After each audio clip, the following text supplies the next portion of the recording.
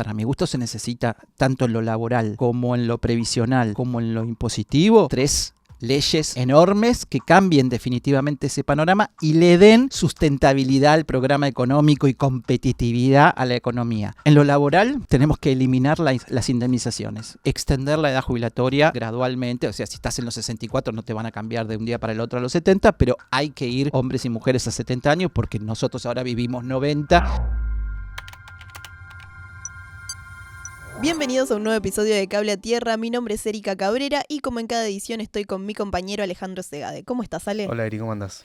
Bien. En el día de hoy vamos a hablar de economía y para eso está el ex asesor de Alberto Fernández, Antonio Aracre. ¿Cómo estás, Antonio? Muy bien, chicos, ¿cómo están? En el día de hoy estás un poco más como del otro lado, ¿no? Un poco más para el lado de la libertad avanza. En realidad, vos me presentaste como el ex jefe de asesores por 2 meses y medio. Sí, exactamente. Pero tengo una carrera de casi 40 años en la vida corporativa, los últimos Fuiste casi CEO 20. de Singenta. Sí, casi 20 años. Y nunca fui peronista, es decir, nunca milité en ningún partido político.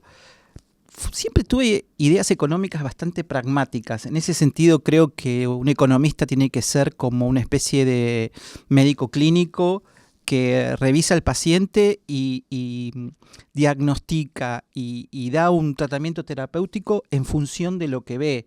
Y en cada momento puede ser que se requieran medicinas o tratamientos diferentes.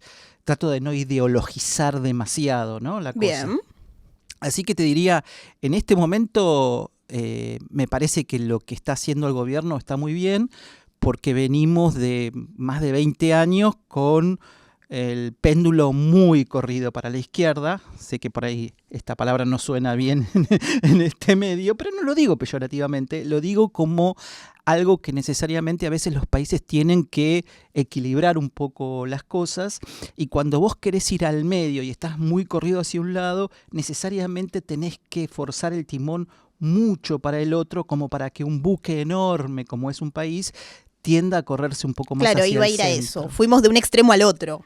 Pero no es que tampoco estamos en el otro totalmente, sino que nos estamos corriendo. Y para correrse, el discurso tiene que ser un poco sobreexagerado o sobreactuado. O sea que vos prevés un reacomodamiento más al centro dentro de algún tiempo. Yo no lo sé, ¿viste? Porque no estoy en la cabeza del gobierno. Según tu análisis, bajo esta premisa. Es que yo pienso que ahora mismo no estamos en un extremo. O sea, si lo mirás desde el punto de vista cambiario, por ejemplo, un extremo hubiera sido salir del cepo el día 1, o incluso dolarizar el día 1, o hasta ponerle una bomba al Banco Central, como decía el presidente. Sí, el gobierno dejó claro igualmente que la idea nunca fue dolarizar, que tal vez fue un discurso hacia afuera. Claro, pero ahora lo dejó en claro. Sí, ahora lo dejó en claro, eso también es real, pero que también tienen en cuenta que no tienen la cantidad de dólares como para poder salir del cepo.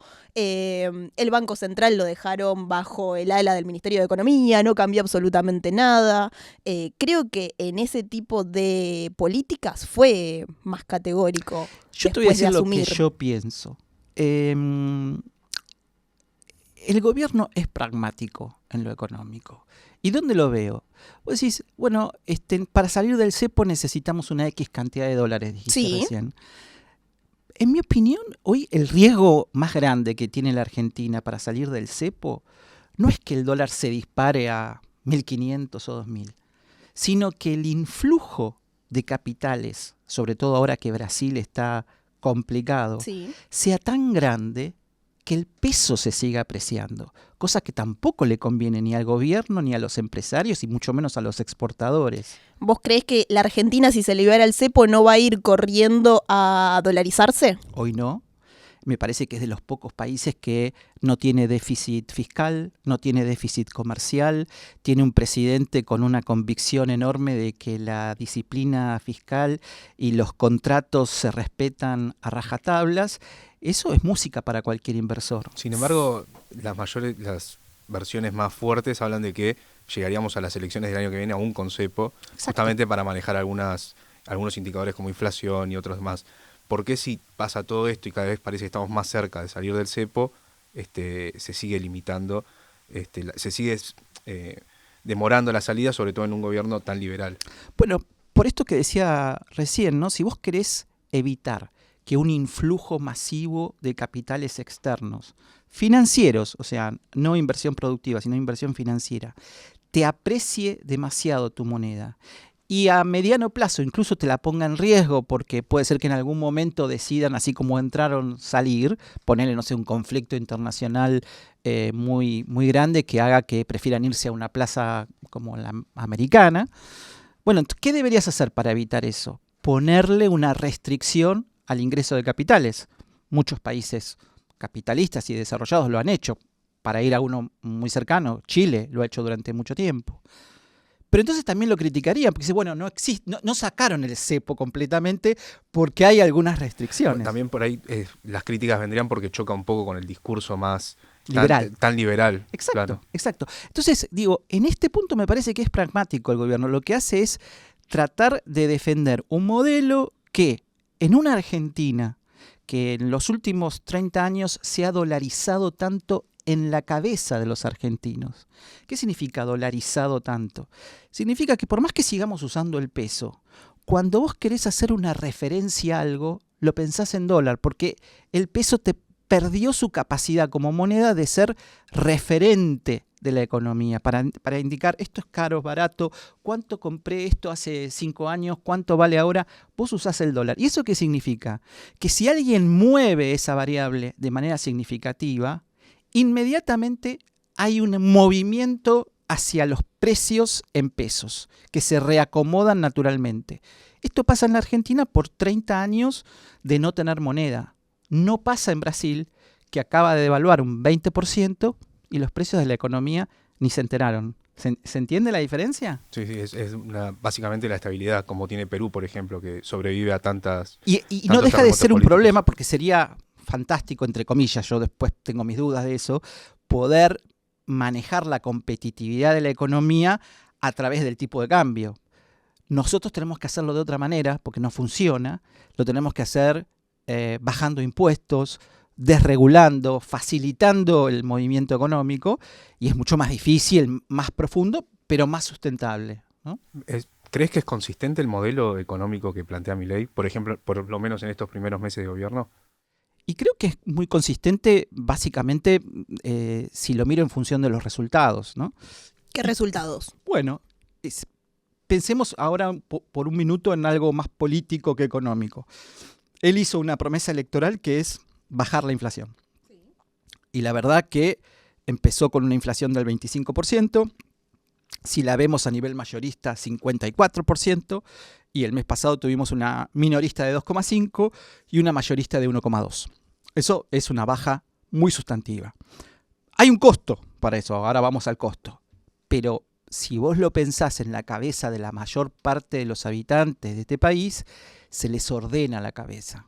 Es decir, hay una facilidad o una sensación de vivir en un país un poco más normal donde puede ser que no te alcance lo que ganás, pero vos tenés en claro cuánto valen las cosas y cuánto ganás. Y hay un momento en el tiempo donde podés ir administrando eso y podés decidir incluso qué dejás de consumir o qué dejás de hacer. En un momento donde la inflación es el 200% anual, vos no tenés ninguna chance de planificar nada y tu vida alcanza un nivel de estrés y de desorden muy, muy profundo. Creo que eso es lo que le costó la derrota al gobierno el año pasado. Pero del otro lado tenés un 50% de pobres, o sea, tenés un 50% de gente que no puede comprar la comida, más allá de que se le ordene la cabeza a nivel inflación. Yo no estoy de acuerdo en eso en este punto. Y sé que es muy controvertido lo que voy a decir, pero es lo que pienso y tengo bastantes certezas de esto. La pobreza en Argentina no es del 50%, está mal medida.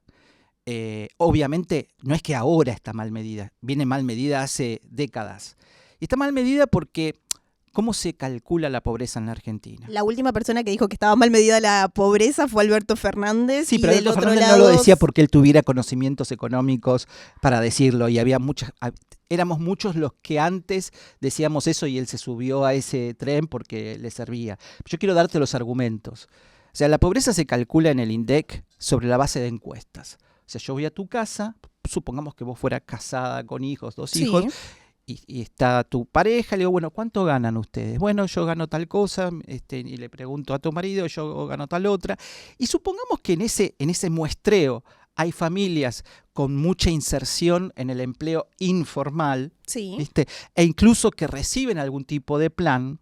Bueno, en general la gente tiene muchas restricciones a la hora de contar efectivamente cuánto entra en la casa. Porque si reciben un plan, tienen miedo de perderlo. Si además del plan hacen changas, entonces no quieren que parezca como que tienen ese doble ingreso. Le tienen miedo a la FIP. Hay un montón de cosas. Esto está medido. Pero no es que yo lo estoy inventando. Del otro lado tenemos también trabajadores en blanco que son pobres, que Sí. ganan por debajo de la línea de la pobreza. Bueno, hay. Pero si vos te fijas el promedio, el sueldo promedio de la Argentina, según el INDEC, de vuelta no Sí. estoy inventando nada, es de 1.100.000 pesos. Que estos son más o menos 1.000 euros. ¿Qué quiero decir con esto? ¿Es un sueldazo? No. Pero ustedes seguramente han viajado a Europa o estarán por hacerlo, son muy jóvenes y en cualquier momento. No tuve la gracia. Bueno, pero vas a ir seguramente de pronto, pues sos, por lo que sé, muy inteligente y muy capaz. En España, en Italia, en muchos países de Europa, el promedio de la gente es 1.000eurista. Por eso, por ejemplo, sobre todo los jóvenes, se juntan para alquilar. Es muy difícil meterte lo que ellos llaman un piso en España o en Italia, una persona, digamos, o una sola familia. Es como que son habitaciones que se comparten, sobre todo a la edad entre los 20 y los 30 años, eso es muy común. Y acá el sueldo promedio es de 1.000 euros. Acá las cosas están muy caras también. Cuando vos comparás cuánto vale una computadora, cuánto vale un celular, cuánto vale un saco o una zapatilla y cuánto vale en España o en Italia, en Estados Unidos, acá vale 70, 80% más. Eso también tiene que cambiar porque le resta poder de compra a ese salario promedio. Estamos Por eso la diciendo apertura económica es muy importante en ese, ¿no? que tiene que cambiar, por ejemplo, el hecho de que un joven pueda vivir solo en lugar de vivir con un grupo de amigos. ¿Acá Sí. decís? No sé, me parece que hoy ni se plantean eso los jóvenes. La mayoría de los jóvenes se tienen que quedar en casa con sus padres hasta los 35 o 38 años. Son muy pocos cuantitativamente los que pueden decidir yo me voy a vivir solo. Cada vez son menos. Hasta hace un par de años se podía, hoy cada vez es más difícil el acceso a una vivienda, ya sea para alquilar, bueno, ni hablar para comprar, ¿no? Sí. Que el 80% de la Argentina no debe tener la posibilidad. Pero Que eso también va a cambiar, si Dios quiere, a partir de la existencia de crédito en forma cuantitativa. ¿Qué quiero decir con esto? Hace muchos años que no hay crédito hipotecario, entre otras razones, porque cuando vos tenés una tasa de inflación porque del no hay 200%, estabilidad. exactamente, cuando tenés una tasa de inflación del 200%, no hay tasa de interés posible para que alguien pueda acceder a un crédito. Lo que está pasando ahora es no solamente que la inflación bajó y las tasas de interés bajaron, sino que hubo un blanqueo donde se generaron 20.000 millones de dólares que los bancos lo que van a hacer es van a usarlos para dar crédito para Sí, un sí, bien todo se durable. queda en el sistema, porque hay una parte que puede irse del sistema también. Sí, tenemos Y en un buen Argentina, indicio. en Argentina tenemos como esta idea de siempre salir del sistema bancario por historia, básicamente. El buen indicio es que muchos decían se va a blanquear y el 1 de noviembre se van a ir. Sí, No- lo bueno es que hasta ahora no pasó. no pasó. No pasó. Eso es Entonces, verdad. eso me parece que es un buen dato. Y al principio decían, bueno, no pasó, pero los bancos igual lo siguen teniendo en sus tesoros, esperando que en cualquier momento vaya la gente y lo saque. Exacto. Tampoco pasó y los bancos están empezando a mandarle esos billetes al Banco Central porque no los quieren tener en el tesoro. Entonces, esto empieza a generar un círculo virtuoso por el cual vos decís, bueno, ya están en el Banco Central, ya empiezan a formar parte de las reservas brutas. En cualquier momento, eso se va a convertir en crédito disponible, con tasas de interés factibles.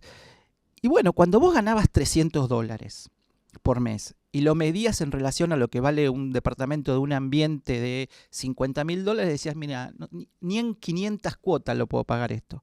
Cuando ahora vos con el $1.000.000, que son 1.000 euros o $1.000, comparás eso con los $50.000, Bueno, si tenés la posibilidad de que alguien te ayude o con una pareja haces 2.000 en lugar de 1.000 y lo comparás con los 50.000 que Sí, pero sigue valiendo el departamento, porque el departamento no es que se duplicó el valor, sino que siguen los 50.000.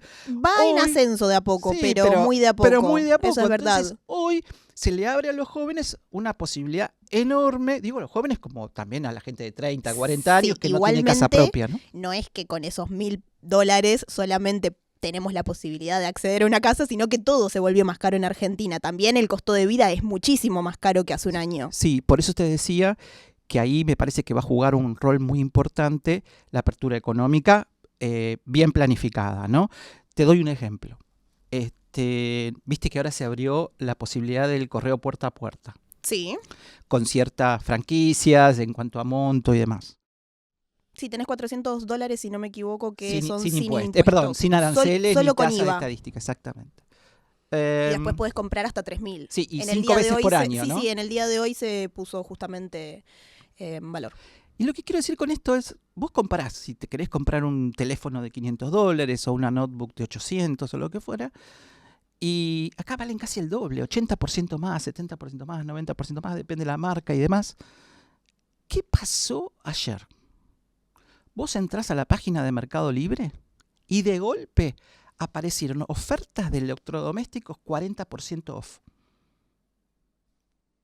Solo porque a partir de hoy se abría la posibilidad de traer cosas de afuera, puerta a puerta, y la gente ya no iba a tener esa dependencia. ¿Qué te está indicando eso? Primero, que una política de apertura económica beneficia a los consumidores y les da la posibilidad de que su salario tenga un poder de compra más alto. Y la segunda cosa es que había un abuso también. Porque si vos de un día para el otro podés bajar tus precios un 40%, y todavía te resulta rentable, evidentemente había un margen un poco exagerado. Y yo no es una crítica a los empresarios, simplemente que creo que los empresarios durante muchos años vivieron en una Argentina con un nivel de riesgo tan alto que tenían que tener un margen mucho más alto que cualquier otro país para compensar ese riesgo Ellos relativo. hablan de que no están en igualdad de condiciones para competir.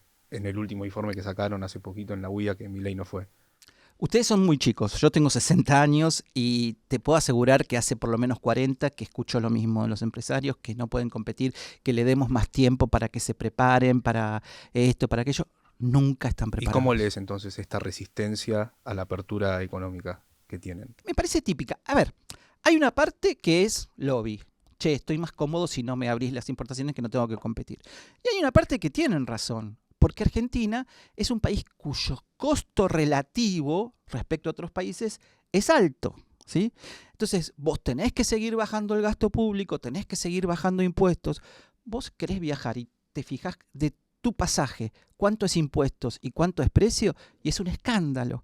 Entonces vos decís, bueno, para poder ser una Argentina más competitiva necesitamos bajar impuestos. Ahora, impuestos no podemos bajar si siempre tenemos el mismo nivel de gasto público. Entonces también hay que trabajar sobre eso, y ahí es donde viene la motosierra a cumplir un rol central. Y por supuesto el crecimiento, porque en la medida que hay crecimiento, recaudás más y podés manejar el nivel de impuestos o la carga fiscal de una manera más sustentable. Bueno, la recaudación viene cayendo igualmente. Te cuento que ayer salió el dato preliminar, porque creo que hoy lo publica la agencia Arca, pero ayer tuve un dato preliminar de ganancias más IVA, todo junto, que es uno de los datos más importantes que correlaciona con la actividad. Sí, con el consumo. Y noviembre, por primera vez en el año, se positivizó el interanual. Digo, porque en el intermensual ya veníamos desde hace 2 o 3 meses con positivos de 3, 4, 5%. Por primera vez se positivizó en el interanual. Aproveché para meter un tuit que dice, a ver si los indignados esta vez reconocen que hay una reactivación inobjetable, porque por primera vez estamos hablando de una positivización en la variación interanual de la recaudación de IVA y ganancias, todo junto. Hablando de indignados y de críticas, una de las principales críticas que se hace ahora es que el dólar está atrasado. ¿Qué consideras de eso? Y yo siempre que la gente me dice que el dólar está atrasado, le pregunto qué es lo que está adelantado. Porque cuando algo está atrasado, como lo atrasado o lo adelantado es algo relativo, cuando un empresario me dice el dólar está atrasado, le digo, bueno, ok, ¿qué hacemos para adelantarlo? ¿Bajamos los salarios? ¿Bajamos las tarifas? Porque hay como 3 o 4 precios básicos de la economía. Los salarios, las tarifas y los precios de los bienes. Entonces, si en tus costos vos decís que el dólar está atrasado, lo que vos querés es bajar el salario en dólares de tus empleados. Eso es lo que querés. Pues no. Busca eficiencias internas, innova y pedirle al Estado que te cobre menos impuestos. Esa es la manera de lograr competitividad. En la Argentina ya probamos miles de veces devaluando. ¿Y qué pasa cuando devaluás? Corrige precios. Bueno, sin ir más lejos, en diciembre se devaluó. Ahora lo que se dice igualmente es que el dólar está a niveles de noviembre, que sería Correcto. previo a la devaluación gigante que se dio en diciembre apenas asumió Milei. Y vos dirías, en ese caso no hemos ganado tanto, o podemos decir, bueno, ¿para qué tanto esfuerzo? ¿Para qué tanto esfuerzo? Sí, para mí esa es como la pregunta que viene después, como si vos devaluaste y supuestamente con esa devaluación ibas a solucionar todo el problema, ¿por qué hoy estamos en los mismos niveles previos a la devaluación? Pero, ¿con qué diferencias? Te agregaría yo. Que en ese momento tenías una inflación del 200% anual creciendo, que ese crecimiento podía llegar a una hiper. Me viene otra pregunta también, ¿eh? Déjame contestar esa. Sí, pero ¿seguimos teniendo que hacer más esfuerzos todavía de los que ya se hizo todo este año? Ahí vamos. Entonces, antes teníamos una inflación del 200% anual e iba para arriba. Los precios relativos eran cualquier cosa. Las tarifas, el nivel de subsidios que tenía que poner el Estado porque el precio de las tarifas no era el real, era espantoso. Y yo puedo entender que, como hoy, haya una tarifa social para las familias en un estado de vulnerabilidad, pero que nosotros, o lo saco ustedes si quieren, pero que yo tenga subsidios a la luz, el gas, no tiene sentido. Se podía renunciar igual en ese momento al subsidio, ¿eh? Pero no lo hacía nadie, pero se podía renunciar hasta al por subsidio. una cuestión de... Es como no me al voy a revés ganar- de lo que pasa hoy. Hoy tenés que ir a pedir el subsidio, en ese Y momento eso es podías lo lógico, renunciar. Eso es lo lógico. ¿Cómo voy a subsidiar a alguien de clase media alta o clase alta esperando que esa persona se baje? ¿Por qué el Coincido. Estado haría eso? ¿No? Entonces, digo, en ese momento tenías una inflación creciente, no se podía importar nada porque teníamos 12.000 millones de dólares netos negativos en el Banco Central. Si te infartabas no había stents en los hospitales. Entonces, había un déficit de 5 puntos primarios y 10 puntos cuasi fiscales. Cuando vos verás este recorrido, hoy tenés una inflación de 2,5 puntos, mayorista de 1 punto, las importaciones están regularizadas, no faltan insumos básicos en la economía, los precios relativos están en buena medida corregidos. Claro que hay cosas que quedaron caras. Y, viste, hay muchos empresarios que se resisten a reacomodar sus márgenes.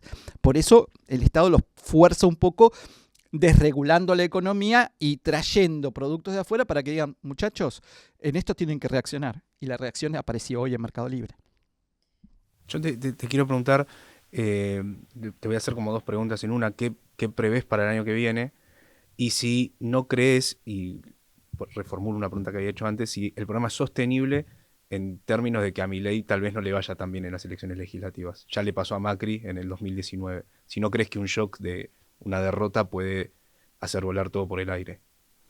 Ok, ¿la primera cuál era? ¿Qué iba a pasar el año que viene? ¿Qué prevés para el Yo año que creo viene? que el año que viene vamos a crecer, vamos a tener un crecimiento del PBI de alrededor de 5 puntos.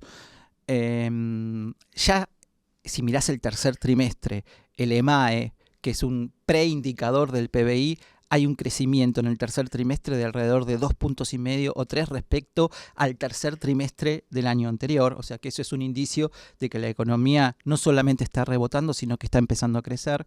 Por supuesto que es un crecimiento heterogéneo. Hay sectores más castigados, el consumo masivo, supermercados, parece que está reaccionando más lento, mientras que otros sectores como los durables o los primarios están avanzando más Igual rápido. el trimestre del que hablamos del EMAE es un trimestre también muy influido por el tema elecciones, donde empezaba ya a haber muchas caídas.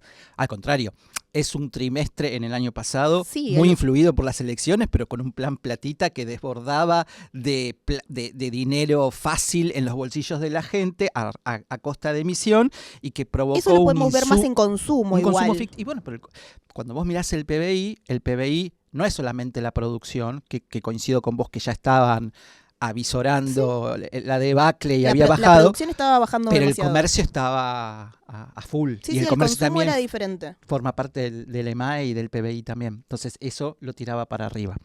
Pero bueno, en términos generales yo preveo un crecimiento, preveo una inflación alrededor del 20% anual, tasas de interés a la baja, un dólar sin grandes movimientos, con cepo. A ver, la palabra cepo, viste, es como muy vulgar. Con menos cepo que hoy, pero no con una liberalización Con flexibilización total. del cepo. Exactamente. ¿Una reactivación no puede impulsar el dólar? ¿Una reactivación económica?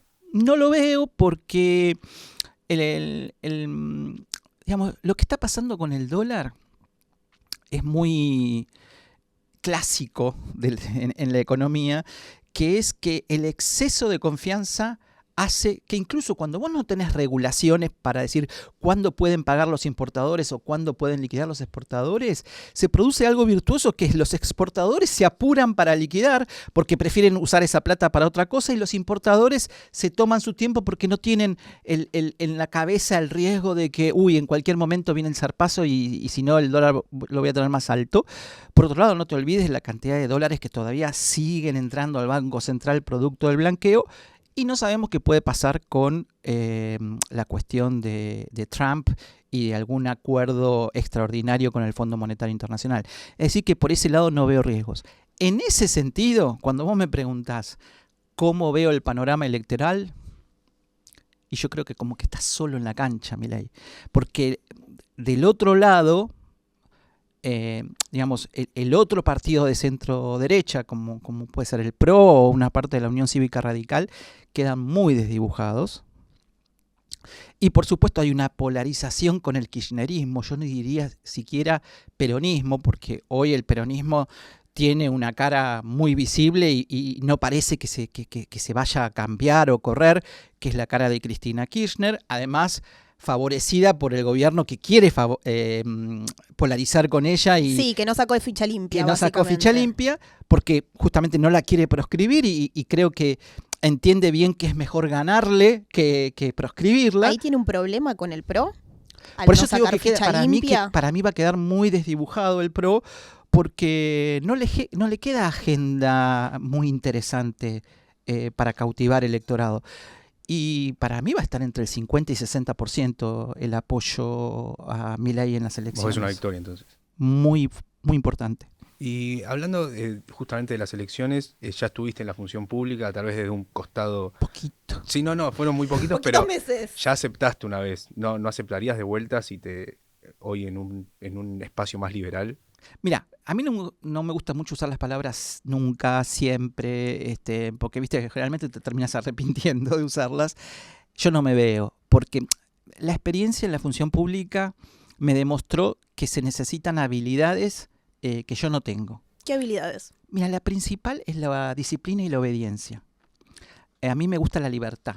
O sea, poder venir acá y decirles lo que pienso y capaz que en un momento dije algo que no le gustó a Milei o en otro momento dije algo que no le gustó a Cristina. Durante esos 2 meses no se imaginan lo que yo sufría. Cada vez que me hacían una nota recibía 45 llamados telefónicos, mensajes. ¿Por qué dijiste esto? Es imposible. Y además te obligan a decir lo que el partido quiere que digas. Yo no tengo ese formato mental. Me formé intelectualmente de otra manera y trabajé 40 años en la actividad privada, donde por supuesto te tenés que manejar dentro de un esquema corporativo, pero donde el speak up y el expresar tu opinión era moneda corriente. ¿No esperabas eso cuando aceptaste? Y creo que esa fue mi ingenuidad. Mi ingenuidad era decir, bueno... porque obviamente yo le dije al expresidente, mire, me parece que no encajo. No, pero nosotros queremos a alguien que nos acerque a las inversiones, nos acerque a los empresarios. Que tenga una visión más corporativista. Distinta, ¿no? Entonces, me acuerdo, la primera semana ya ni bien arranqué, empecé a hablar de la necesidad de flexibilizar las normas laborales para que los 8 millones de informales empiecen a formar parte de la formalidad, porque nadie hablaba de ellos, ¿no? Y en la medida que no los traigamos a la formalidad, el esquema previsional sucumbe. ¿Crees que esta flexibilización laboral fue buena? Es insuficiente. Para mi gusto se necesita, tanto en lo laboral como en lo previsional, como en lo impositivo, 3 leyes enormes que cambien definitivamente ese panorama y le den sustentabilidad al programa económico y competitividad a la economía. ¿Cómo Con serían? este Congreso no lo veo. Por eso me parece tan importante que Milei saque una diferencia importante en las elecciones del año que viene. ¿Cómo serían esas modificaciones? Sería muy Esas largo, ¿no? Pero reformas. te trato de resumir. En lo laboral tenemos que eliminar las indemnizaciones. Ir a un esquema como Estados Unidos donde a vos no te preocupe cuánto te van a pagar de indemnización si te rajan del laburo, sino la posibilidad de conseguir rápidamente otra cosa, incluso algo mejor, ¿no? Entonces, esa movilidad sencilla y rápida va a permitir que las pymes no tengan miedo de tomar gente. Hoy, digamos, hay mucho trabajo en negro en las pymes porque la gente tiene miedo de tener un juicio, de tener que pagar una indemnización y no poder. Estoy hablando sobre todo para las pymes, que son la gran movilizadoras de laburo en la Argentina. Si le quieren seguir exigiendo indemnización a las empresas grandes, a mí no me preocupa en lo más mínimo, pero las pymes necesitan un régimen completamente liberalizado. En lo previsional, yo creo que hay que distinguir entre los que aportan y los que se jubilan con moratorias, simplemente porque me parece que es un tema de equidad y de justicia, y no estoy diciendo abandonarle o soltarle la mano a los que no aportaron. Lo que digo es, llamémoslo de otra manera, un subsidio social u otro. No es jubilación, porque la jubilación económicamente es un esquema que se fondea con tus aportes. Si acá el fondeo es del Estado, de los impuestos, es otra cosa, no es una jubilación. Bueno, pero con la moratoria lo pagan en adelante, lo pagan diferente, eso Si vos sí. haces la cuenta, digamos, en lo que rentas generales tiene que aportar al sistema para cubrir el desfasaje, el 80% es por las moratorias que nunca fondearon a los sistemas jubilatorios. Ni que hablar de los 103 regímenes especiales. No estoy hablando de jubilaciones de privilegios, chicos. Regímenes especiales, 103, policías, judiciales, docentes, etcétera, que tienen un enganche con los activos que no se autofinancia. No, porque nosotros ponemos 2 puntitos más. Muchachos, no alcanza eso para financiar eso. Entonces, ¿somos todos iguales o siguen existiendo privilegios?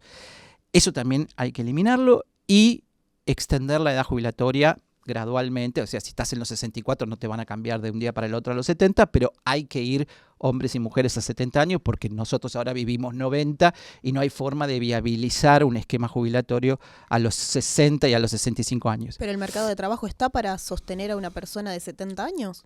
Y el mercado de trabajo es una palabra que hay que redefinirla. O sea, el trabajo tal como lo conocimos en mi generación, ¿no? Vos fíjate, yo entré a los 18, qué horror. No, perdón, a los 20. A los 20 años entré a trabajar en una empresa y me retiré a los 60 en la misma empresa. No existe más eso. Pero no existe más no porque las empresas son malas, no existe más porque ni a la gente le interesa eso.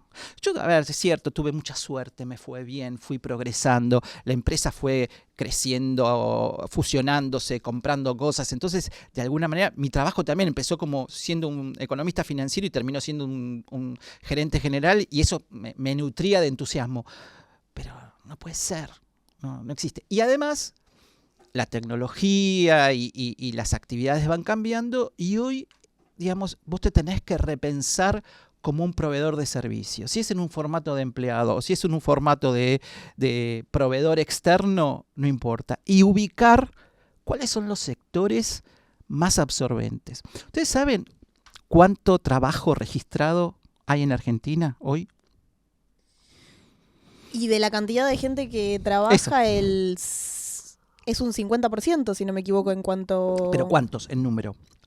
6.200.000 personas están registradas en blanco en la Argentina. Sí, igualmente después tenés otro 20 o otro 40. Hay 8 millones que son informales. E informales hay en negro completamente y monotributistas pseudo informales, digamos. Pero vamos a estos 6 millones. 6 millones. ¿Saben de estos 6 millones cuántos son empleos industriales? No, cada vez debe quedar menos empleo industrial. 1.200.000. Sí, Digo, porque a obviamente. veces nos agarramos la cabeza y decimos, no, porque si abrís las importaciones y qué sé yo, 1.200.000. ¿Y saben cuánto es servicios de esos 6.200.000? 3.100.000. Es Sí, decir, la claramente. mitad de los trabajadores registrados en blanco son empleados que laburan en servicios. Este es el futuro. Vos tenés que pensar, che, entretenimiento, streaming, cuidados de personas. La gente cada día, en el futuro va a tener cada vez más tiempo libre. El otro día lo escuchaba al CEO de JP Morgan decir, en el futuro la gente va a trabajar 3 días por semana. Bueno, ¿qué van a hacer los otros 4? Hay que entretenerlos, hay que buscarle algo. Bueno, esa va a ser también fuentes de trabajo. Va a venir una reducción de la jornada laboral impuesta, por lo que entiendo de tus palabras. Por las circunstancias, Por por la el avance intensidad tecnológico. que la tecnología te impone. Bueno, hoy no lo escuchamos en Argentina, cada vez más gente te dice trabajo 12, 14 horas, no es lo que se percibe hoy puntualmente. Y también tenemos esta lógica de trabajadores que cada vez se sienten más pobres y que necesitan salir a buscar otro trabajo para poder cubrir todas las necesidades básicas. Y ese es un drama donde hay muy pocas respuestas. O sea, de esto de que te estoy hablando ahora, estamos en medio de una transición. Si nosotros pudiéramos elevarnos y mirar como lo que está pasando en la Argentina desde muy arriba, 50 años para atrás y 50 años para adelante, podríamos hacer un análisis un poquito más histórico y vos te darías cuenta que estás en medio de grandes cambios. En esa transición, el reubicarte es muy complicado. Entonces vos tenés que ayudar a la gente a capacitarse para ese cambio. No es lo mismo si vos laburás de tornero en una pyme del conurbano, entender cómo podés darle servicios para cuando se le rompe algo en la cámara al camarógrafo o a los chicos que no están. Y sin embargo no está tan alejado el tema, pero es algo completamente distinto. Y eso hoy la gente no lo sabe hacer, no lo sabe encontrar. Nadie se preocupa por unir esos puntos. Esto va a ser vital. Me preocupa un poco porque no es fácil ni planificarlo ni hacerlo. Si lo dejas como librado al azar, es más tortuoso, lleva más tiempo, pero es algo que necesariamente tiene que suceder. Muchas gracias, Antonio. Un placer.